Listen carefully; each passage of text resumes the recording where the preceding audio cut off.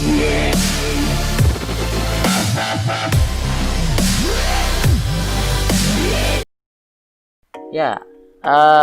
sekarang kita akan mencoba untuk belajar ke pelajaran selanjutnya. Nah, sebelumnya kan kita sudah belajar ya yang namanya gimana caranya mengeksekusi CPP-nya, gimana caranya meran programnya dan segala macam. Dan kita juga udah belajar yang namanya struktur-struktur dari bahasa pemrograman C++. Nah, sekarang kita akan belajar yang namanya sebuah library, yaitu IOStream. Jadi kita akan belajar gimana caranya untuk memasukkan data dan mengeluarkan data di C++, atau di sini kita bisa bilang C-in, console in, dan C-out, console out. Nah, di sini aku mau ngejelasin dulu dari yang pertama. Di sini ada yang namanya include IOStream. Nah, jadi kalau misalkan kita ingin ingin memasukkan sebuah data atau membuat data di bahasa pemrograman C++, kita wajib memasukkan yang namanya include IOStream. Jadi ini adalah sebuah library yang di dalam library-nya itu ada perintah atau fungsi dari input dan output. Dari namanya aja, IO, input output stream gitu. Oke, pertama kita akan coba ya untuk membuat sebuah perintah untuk mengeluarkan sebuah kalimat. Bisa dibilang ya mengeluarkan kalimat ke command prompt lah, bisa bilang kayak seperti itu. Nah, di sini kita akan mencoba untuk membuat perintah hello world gitu. Jadi kita ingin menampilkan bahasa hello world. Biasanya kan kalau mau ngeprogram itu kata pertama gitu kan, kata muslihat. Kata utama itu adalah hello world. Nah, gimana caranya? Kalau misalkan kita bikin di C++ kan kita menggunakan std ya, menggunakan std gini, std cout. Nah, ini adalah perintah untuk menampilkan menampilkan data ke dalam layar command prompt. Kita pakai std cout, terus kita pakai tanda kurang dari 2 kali. Kalau kita pengen menampilkan kalimat, maka kita buat kutip 2 kali di sini dan tuliskan kalimat apa yang pengen teman-teman masukkan. Misalkan hello world gitu kan, hello world, nah gitu ya, hello world, misalkan begitu. Set misalkan kita pengen mengakhiri. Berarti kalau misalkan ingin mengakhiri, biasanya kita pakai perintah std end line, namanya end line, titik koma. Nah, jadi di setiap program jangan lupa titik koma. Nah, ini adalah perintah dasar kalau misalkan kita ingin melakukan atau kita pengen menampilkan sebuah kalimat di command prompt. Jadi kita save, kita pakai kombinasi Ctrl B untuk mengeksekusi. Wow, lama. Oke, udah finish nih. Nah, sekarang kita cek programnya di command prompt. Nah, ini ada command prompt. Jadi kita masuk ke dokumen.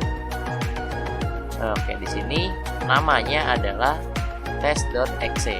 Kalau kita tampilkan, dia akan menggunakan nama hello world. Nah, itu adalah cara untuk menampilkan tulisan ke dalam ke dalam command prompt atau ke dalam CMD lah, bisa dibilang kayak gitu. Nah, tadi kita sudah menampilkan tulisan.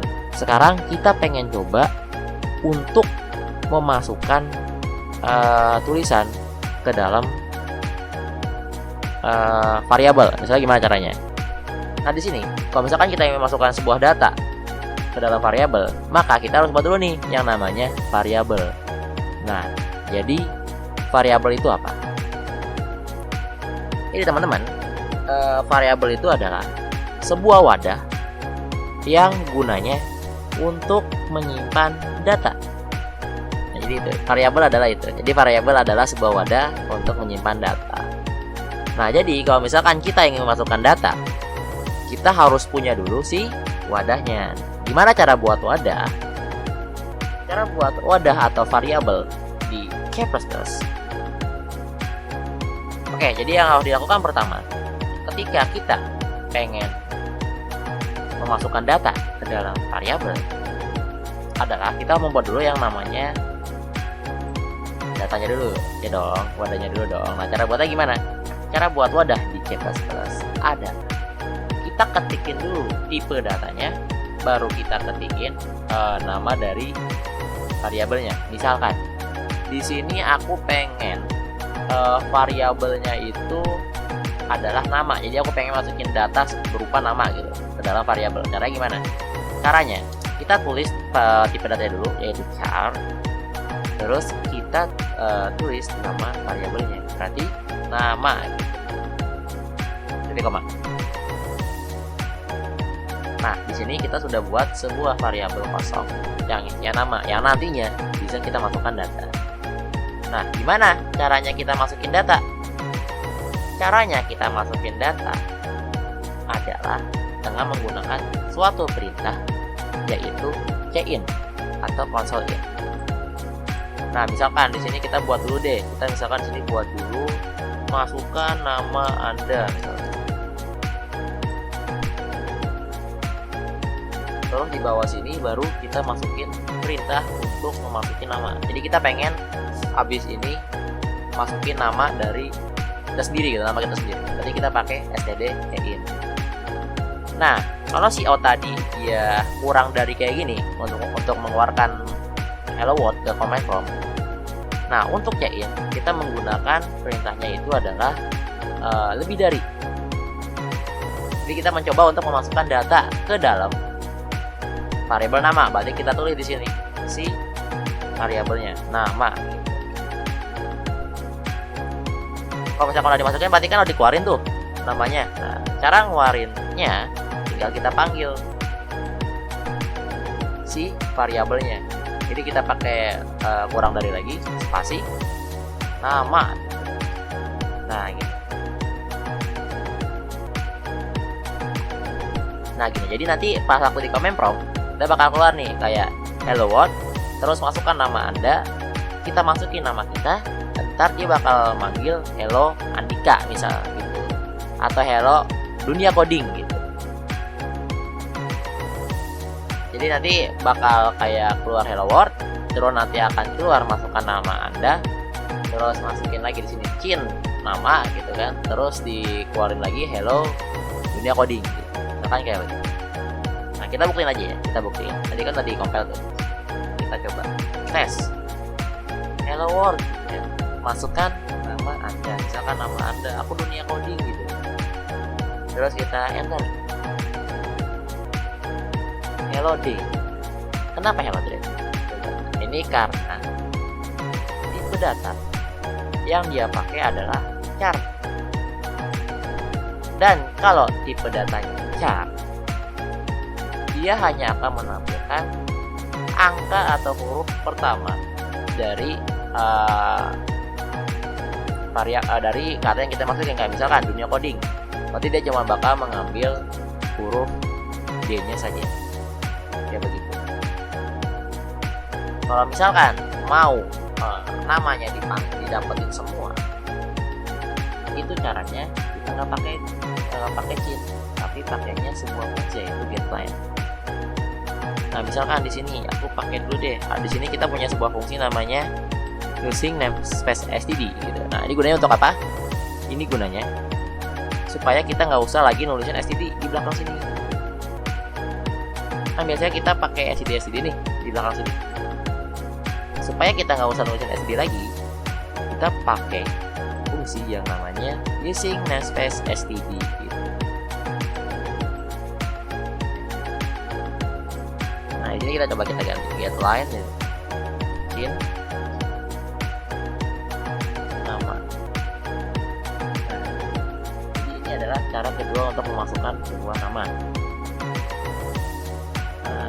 Ini pakai string. Nah, ini pakai string. Jadi tipe datanya kita ubah ke string. Terus untuk chain-nya kita ubah ke getLine. Ini adalah cara kalau misalkan kita ingin mengambil nama gitu.